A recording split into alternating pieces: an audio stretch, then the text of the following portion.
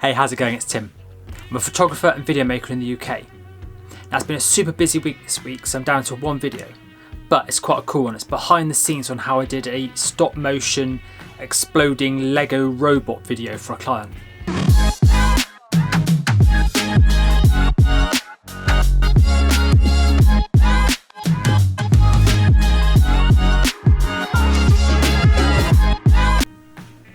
This little guy here. The concept for this is to have the robot spin around, explode into its component parts, suck back together again, just like in the Lego movie. Then in After Effects, I went through and we painted on all the details, all the buttons, the flashing lights, the little on his chest, he's got a little sort of heartbeat monitor, and paint all those things in, so they animate as well. And together should make a pretty funky Instagram post. So let me show you my super simple green screen setup. And then we'll go and sit at the computer and I'll run you through the edit. It's a super simple green screen setup.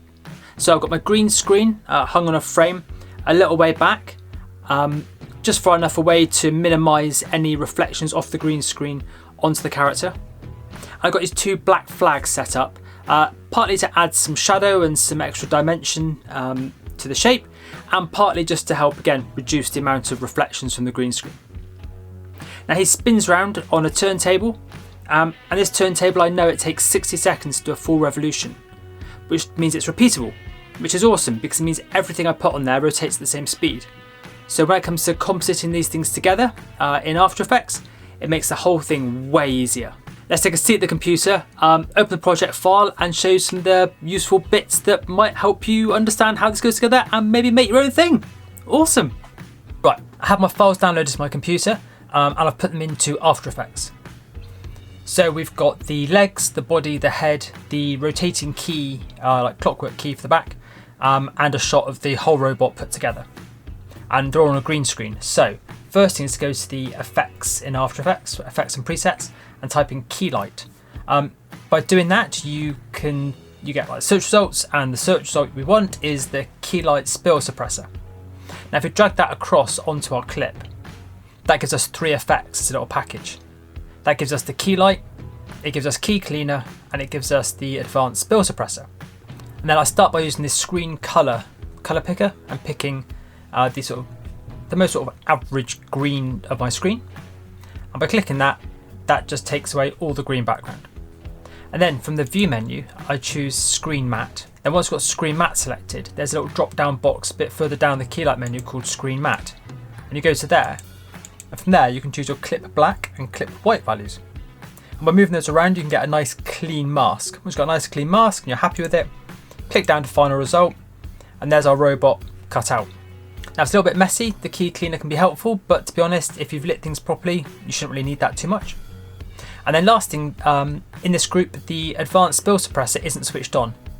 There's a little empty box there, we click on that, and that turns it on. And that takes away the little bits of green spill that come like around the edges of our subject. Now once we've got those, we can start animating together. So I've now got a flying head, a flying body and some flying legs, and a flying key.